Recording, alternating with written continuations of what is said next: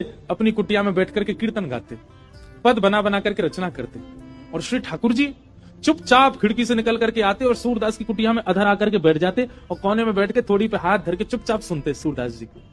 एक दिन ठाकुर जी जा रहे थे राजभोग आरती के बाद, इतने में श्री जी आ गई। कहां जा रहे हो? ठाकुर जी कहीं ना ऐसे ही जा रहा हूं डोल में। नहीं नहीं सांची बताओ कहां जा रहे हो? ठाकुर जी बोले कहीं ना एक भक्त है वहां के पास जा रहा हूं। श्री जी बोली मैं चलूंगी फिर तो। ठाकुर जी बोले श्यामा जी आप रहने दो, आप यहीं बैठो, मैं ही अकेला हो हूं। श्री जी बोली अगर मोए ना लेके गए तो मैं गुसाई जी से शिकायत कर दूंगी कि राजभोग के बाद तुम कहीं चले जाओ और गुसाई जी खोज करो जी कहां जा मैं। ठाकुर जी बोले श्री जी आपके चरणों में प्रणाम करूं, आप मेरे संग चल दो, पर गुसाई जी तो शिकायत मत करियो मेरी, लेकिन एक बात को वचन दो। मैं बोल कहा उत्थापन आरती तो पहले आमेंगे हम दोनों वापस, मां रुकवे की मत करियो बात। आप बड़ी भोरी हो, बड़ी सहज हो, और वैष्णव चाहे कितनों दीनहीन हो, कितनों भावबार हो, वहां पे कृपा करवे की मत सोच लियो। आपको तो मन है जाए यहाँ पे सब लुटाए दूं, सब दे दूं, ऐसे मत करियो। चुपचाप जानो, चुपचाप आनो है, और मैं इशारा कर दूं तुरंत उठ के आ जाइयो। श्री जी बोले हाँ मैं आ जाऊंगी। ठाकुर जी हाथ पकड़ के श्री जी को ले गए सूरदास जी की कुटिया में। सूरदास जी गा रहे हैं के सर तिलक मोतिन की माला वृंदावन के वासी, नेह लगाए त्याग गए तृण शम दार गए गल फांसी, अखियां हरि दर्शन की प्यासी, हरि दर्शन की। ठाकुर जी बैठ के सुन रहे हैं मंद मंद, श्री जी के नेत्रन से आंसू गिर रहे हैं। ठाकुर जी धीमे धीमे पहुंचने बोले श्यामाचू हल्ला मत करियो जी, जग जाएगो, और जगह को कहा हमें पकड़ लेगो, जान नहीं देगो, और फिर यहाँ पे कृपा कर दी तो फिर सवन पे करनी पड़ेगी, हमारे रो मत। बिल्कुल सूरदास जी ने अपनी लाठी उठाई और उठ करके अपनी कुटिया से बाहर जाने लगे। श्री जी बोली जी कहां जा रहे हो बाबा? अरे आंधरो बाबा कहीं गिर नहीं जाए, हम यहाँ के संग चलें, कहीं गिरवे बारो होगा तो बचा लेंगे।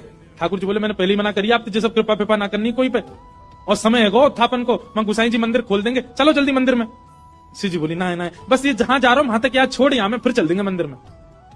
ठाकुर जी बोले पहले ही मना कर रहा हूं मत चलो मेरे संग। आ गई है जबरदस्ती, अब मां मंदिर में हम दोनों नहीं मिलेंगे तो गुसाई जी बड़ी डांटेंगे।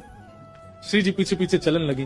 चलते चलते सूरदास जी भी वहां गए जहां गहरो गड्ढा। सूरदास जी जैसे ही गड्ढा की ओर जाने लगे, श्री जी बोली अरे देखो श्याम सुंदर जी गिर जाएगो बाबा, गड्ढा में गिर जाएगो, या के माथे में लग जाएगी, हाथ पांव में लग, या को पकड़ लो रोक लो। अब यहाँ तो किशोरी जी जा रही है बचावे, तब तक सूरदास जी कूद ही गए, और कूदते अरे भैया, अरे कन्हैया, अरे लाला, अरे भैया कोई काम को सुनना हो तो नहीं देखियो, अरे मैं आंधरो गिर गऊं कुआ में, अरे भैया मैं यहाँ से बचाई लियो। श्री जी बोले ठाकुर जी या तो इनको बाहर निकालो नहीं तो मैं आपसे कट्टी आ जाऊंगी। ठाकुर जी बोले श्यामाचू मैं यही माने ना लेके आऊं आपको संग में, नेक में ही पिघल जाए, नेक में ही दया आ जाए आपके चित्त में ना, या को निकाल दो फिर कभी ना कहूंगी, या को बस बाहर निकाल के हम दोनों भाग जाएंगे यहाँ पे।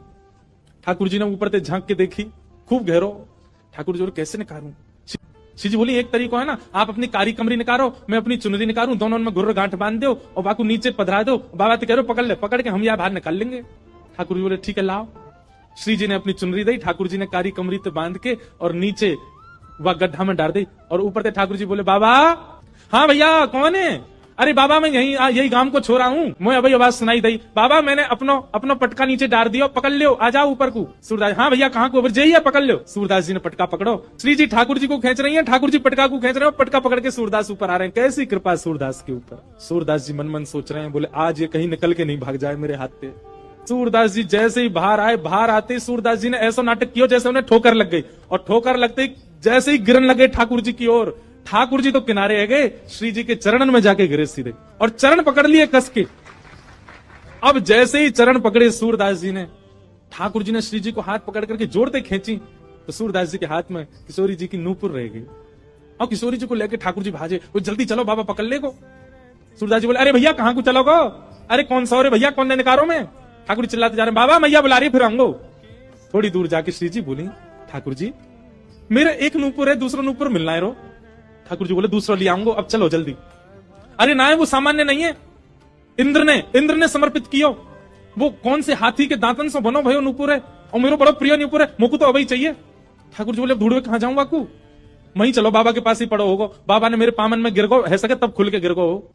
ठाकुर जी लौट के आए, ठाकुर जी लौट के आए, ठाकुर जी कहे बाबा अरे भैया तू आगो, अरे मैं जो कह रहा हूँ मेरी एक सखी आई संग में, बा को नूपुर यहीं गिर गो। आपने देखो सूरदास जी अपने बगल में दबा के बैठे। सूरदास जी बोले ना लाला मैंने तो ना देखो। बाबा आपके हाथ में लगता रहो बगल में, यही तो है मेरी सखी को नूपुर। अच्छा जे बोले हाँ ये, अरे जे तुम अभी अभी मिलो यहाँ पे। बाबा दे दो ना, ये मेरी सखी को नूपुर है। लाला जे नूपुर अगर मैंने तोय दे दियो और कहीं बाद में कोई सखी वास्तव में आके मुझे बोली बाबा मेरा नूपुर देखो का, मैं कैसे पहचानू कि वो सखी तेरे संग है? मेरे पास आंख तो है ना, मुझे दिख तो रोना है। तो बाबा हम कहते रहे कि नूपुर हमारा, बोले कहवे तो का होवे, एक नूपुर मेरे पास है तो निश्चित है दूसरा तुम्हारे पास ही होगा। दूसरे नूपुर की पहचान करा तो पहले दे दूंगा। ठाकुर जी बोले पहचान कैसे होगी? बोले अपनी सखी तक है, अपने पाम आगे करेगी, मैं जैसे स्पर्श करके देख लूंगा कि हाँ ये नूपुर एक ही है तो मैं दूसरा पहना दूंगा। ठाकुर जी बोले मैं सब समझ रहा हूँ, जे बाबा पाम छुए के चक्कर में पकड़ लेगो कस के, अब ना जान दूंगा। और फिर क्या करेंगे हम? श्री जी बोली कोई बात ना, मैंने अरे नहीं श्री जी आप पीछे रहो, मैं दूसरा दबाई दूंगा, नाम हो तो वही चाहिए जो सूरदास के हाथ में। श्री जी आगे बढ़ गए, लो बाबा नूपुर देख लो। सूरदास जी ने जैसे स्पर्श किया समझ गए, अरे हाँ भैया ये तो वही नूपुर है, लो मैं पहना दूं। दूसरे पाम में सूरदास जी ने पहनायो और पहनाते ही महाराज अंक में भर लिए श्री जी के चरण। बोले अब ना जान दूंगो, मैं जान गया हूं जो साक्षात विश्वभानु दुलारी हैं, और लाला तू जो मुख निकाल के गयो मैं सब जान गया हूं, तू नंद जी को लाला है, जीवन निकर गो गाते गाते तुम दोनों के यश को आज पहली बार पकड़ में आयो, अब नहीं जान दूंगो। ठाकुर जी ने खूब खेची पर श्री जी नहीं छोड़ी सूरदास जी ने। ठाकुर जी बोले बाबा तू जो कहेगो सो करेंगे, जे बताओ करनो कहा है, तू कैसे छोड़ेगो?